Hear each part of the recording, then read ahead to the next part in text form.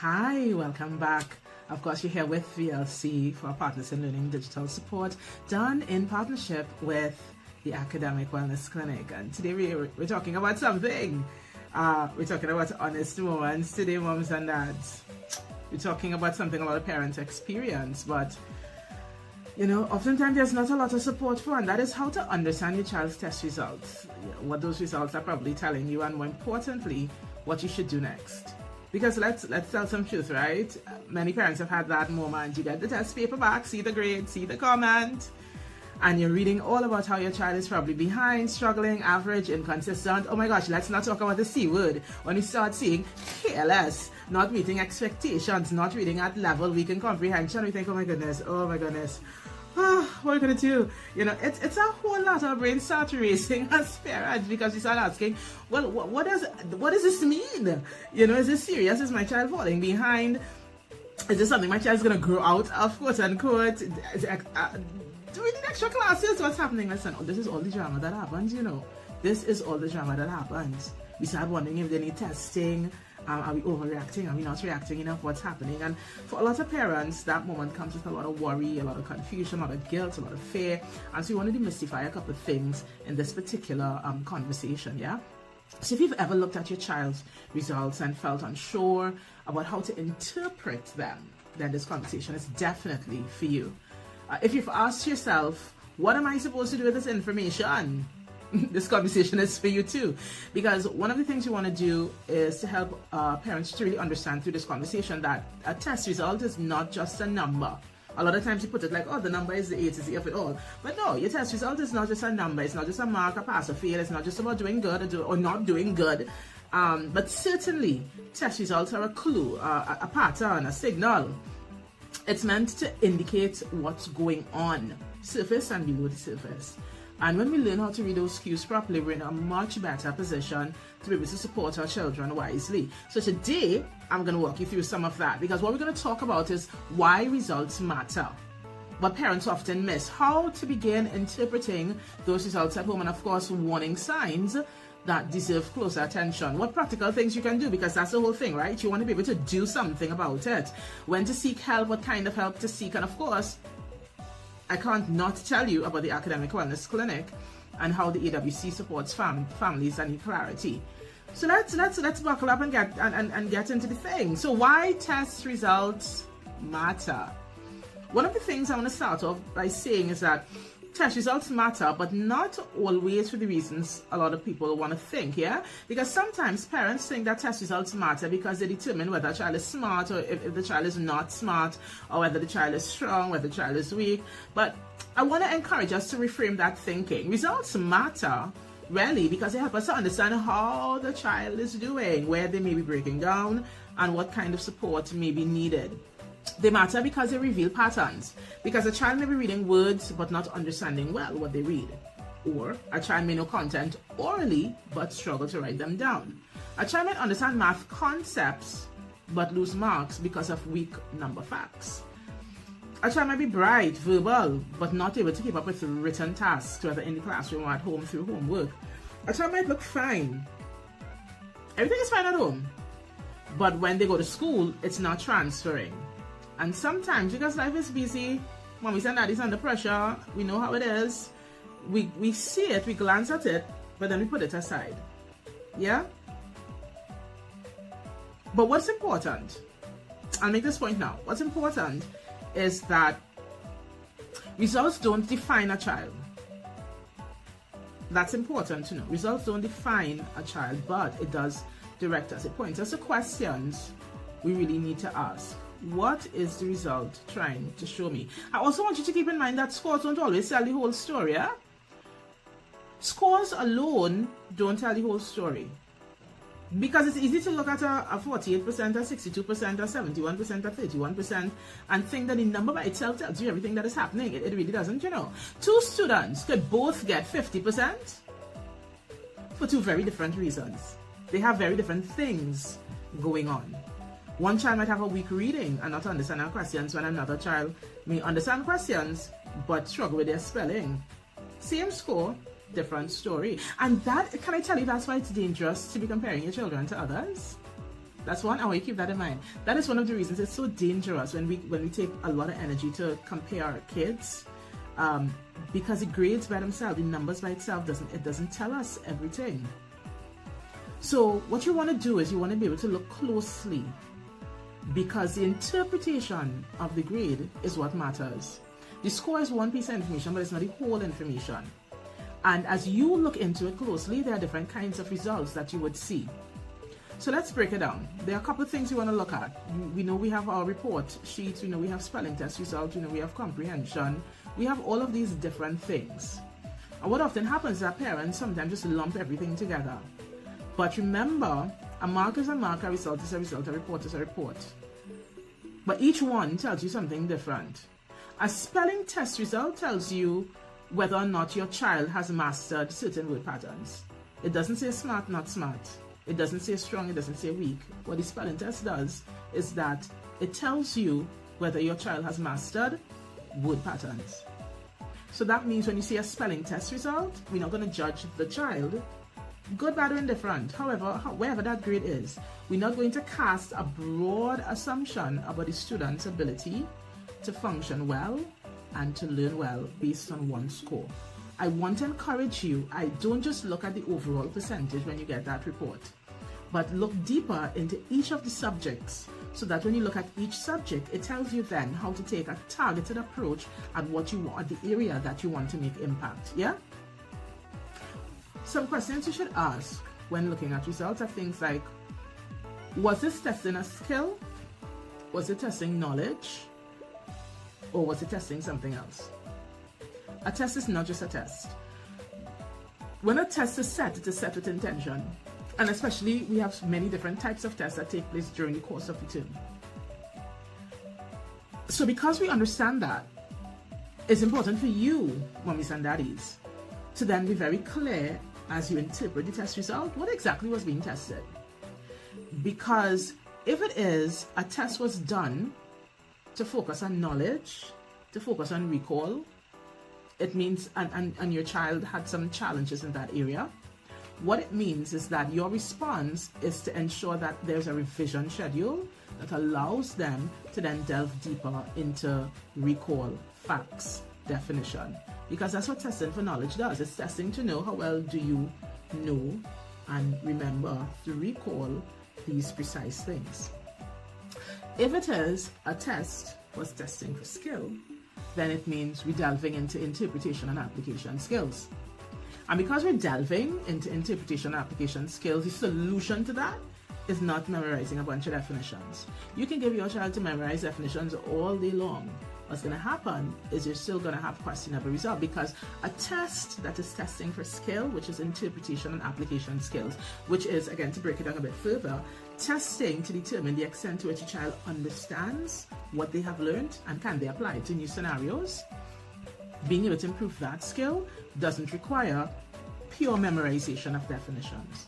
So when you begin to look at your test, you're looking at your test to know why was the child being tested, what was the focus, and if you are not able to determine that, that's why conversations are important, then relationships are important. You want to be talking with your child's class teacher, you want to be chatting in with your child's principal, because these things are the keys, some of the keys that would help you to know how to better support your child at home.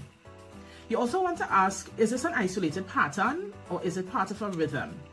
Because when you look at the challenges or the things that you want to improve, is it that it's a challenge that you see having occurred once?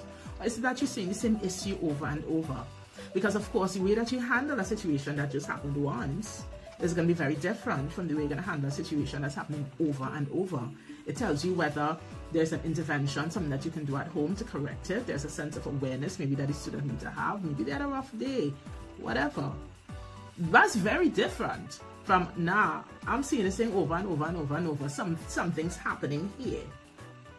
It tells you that. Then you could take on the posture that says, nah, something happening here. We need to do something. We need to get some help. What we've been doing hasn't produced the results that we want. It's time to take support to the next level. That kind of observation allows you to take that posture, to take that decision making. Yeah? You also want to look into what kind of errors is my child making. Is it looking, quote unquote, appearing random? Is it repeated? Is it a bunch of errors that's connected to reading? Is it connected to spelling? Is it connected to comprehension? What is it connected to? Because once you start figuring out, delving into getting support, because let's be real, sometimes you can figure it out, great. Sometimes you're not able to. That's why we need support. Nothing is wrong with needing support. But we want to know, what kind of errors are these? Because you're not going to fix a comprehension skill problem by sitting down to learn how to spell words. So when we start figuring out, okay, what's the basis of these errors? Where do the errors lie? Get some analysis done into that. You see, that's why I like the Academic Wellness Clinic, eh? Because as opposed to guessing, there is diagnosis that happens, there are quality of work assessments that happen, there are a bunch of things that happen, there's the consultancy that happens that really delves into discovering what's really going on here. Why are we seeing these errors? What's the pattern? What's the trigger? What's the root? So then an intervention plan could be done. So I encourage you, if you need support, never be afraid to reach out for support. Yeah? If you have it covered and you're seeing progress on your own, hey, we celebrated. But if that's not the case, never be afraid to reach out to support. Yeah? Effective support, targeted support, proper support. Yeah? Does my child understand more than he or she can show? We're talking about things you want to ask yourself when interpreting those results. Because sometimes, remember I mentioned a couple moments ago, we know that they know. The things happening, we get in demonstrations, they could talk it out, but when test time come, hey, those grades are looking real questionable. We want to discover why. And so these are questions we want to be real with ourselves about, because it helps provide a sense of direction. It tells us important things, because maybe the issue is not just understanding. Maybe the issue is connected to writing, processing, test taking. And when we're able to discover this, we're able to do something about it. Is my child struggling with confidence or anxiety? Is it difficulty across multiple subjects or just difficulty with one subject? These are all pertinent questions that when we're able to get the answers to these questions, it helps us, the parents, to be able to take action. So through this conversation, I want to encourage you to not build your whole understanding of your child from one paper or from one exam. And again, for parents who visit the Academic Wellness Clinic, this is why we ask for data. And we ask you to bring in certain types of information, because you want to take a data-driven approach to supporting your child, not an emotional approach. Emotions are there, you know. Emotions are there. They're wonderful. But we want a data-driven approach. You want an evidence-based approach. So we make sure we can be targeted and we get results over the course of time. It doesn't mean the journey is going to be perfect, but it means that we're going to be able to make impact over time once we have appropriately identified what's happening. We have an intervention plan that is tailored for the child, and we're being consistent in the application of that plan. Yeah? Because patterns matter. So you want to notice what keeps repeating, what remains despite effort, what is improving with support, where things fall apart under pressure, what happens across time. We want to pay attention to all these things and track the patterns. But before we close, we can't close without talking about warning signs. Warning signs that results need closer attention. Let's talk about the red flags, yeah? So here are some examples. If your child is putting in effort, but the result remains consistently weak, pay attention. If your child can read words out loud, but cannot explain what they have read, pay attention. If your child struggles heavily with spelling, especially when patterns are looking a little unusual, or after lengthy practice it gets difficult, pay attention. If math keeps showing up in foundational errors, what I mean, let me break it down. If it is, you find yourself saying, but you're in standard 4, you learn that in standard 1, you learn that in standard 2. How you don't, we know the thing, right? If we find ourselves having to repeat that over and over, it means you have some foundational problems. Pay attention. If your child gets very frustrated, they start crying, they're getting angry, they're having outbursts, they're being withdrawn, they're having avoidant behaviors when it comes to their schoolwork, pay attention. Oh gosh, if you have all the extra classes, and you're still not seeing progress, hey, pay attention. And of course, you're also looking out not just for what you observe, but for what teachers tell you, whether in conversation, whether in reports. Inconsistent, struggling apply, difficulty with comprehension, not completing tasks, not completing homework, not getting work written, easily distracted, not paying attention. You pay attention. Yeah, because these are all red flags that you want to look for that tells you that a different type of support may be needed. So what you're going to be able to do right away, a lot of things could be addressed right away. Sit with the papers, study the errors. It's not about getting a report and getting in your feelings and saying, oh my gosh.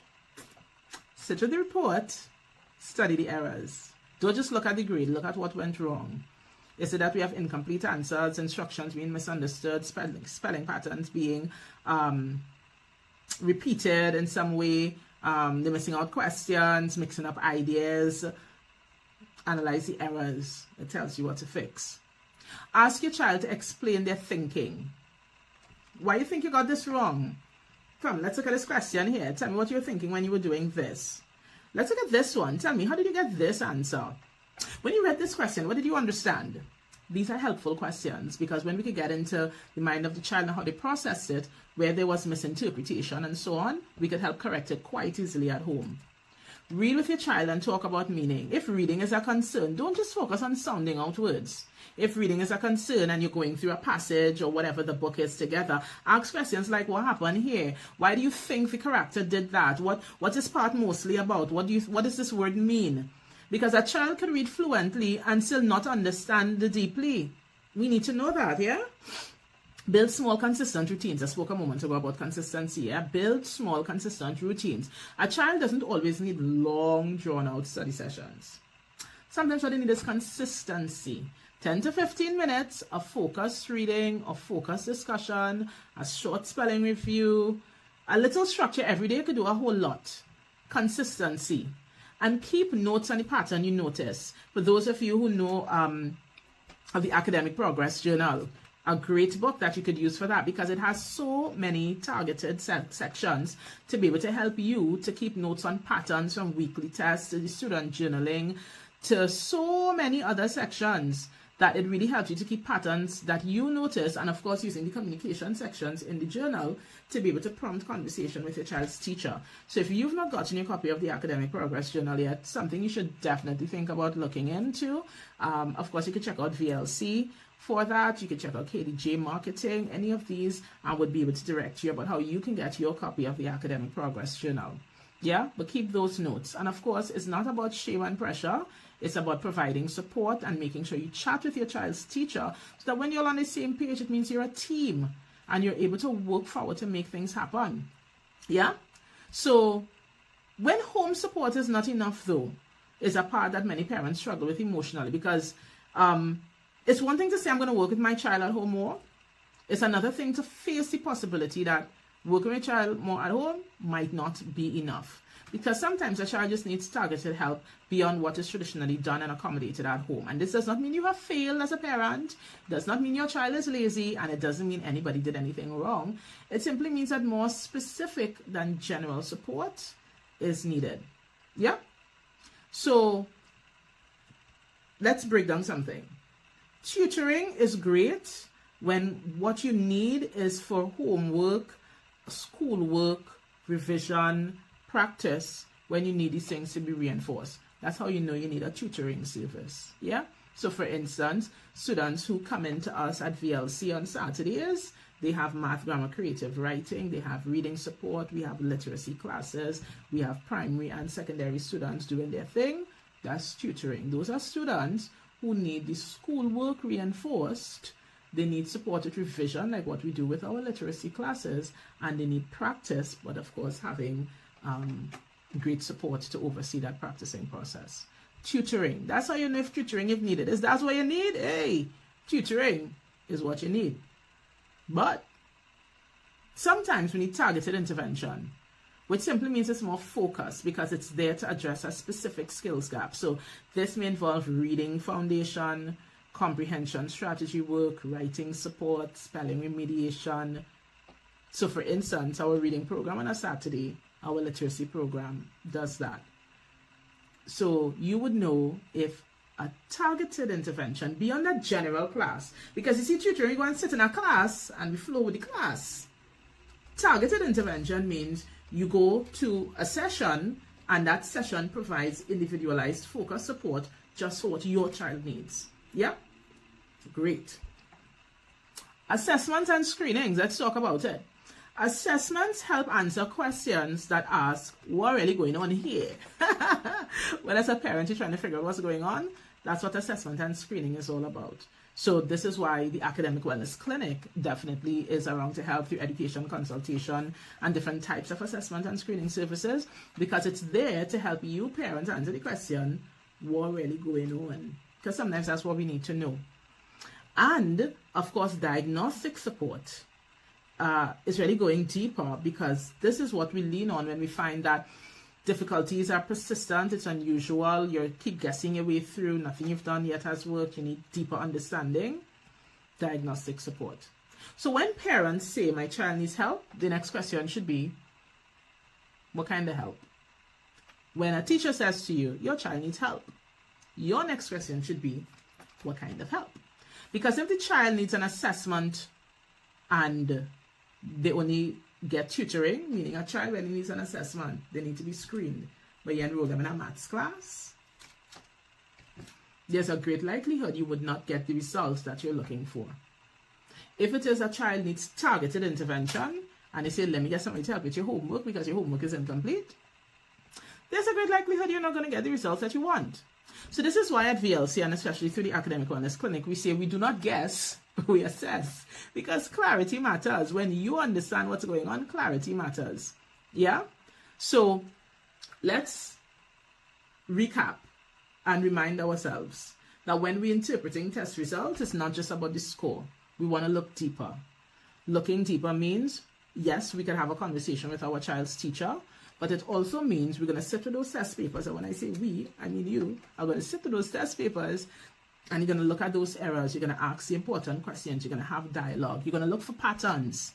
And once you've gone through that process, it helps you, the parent, to be in a position where you can say, oh, based on all I now understand, what does my child need?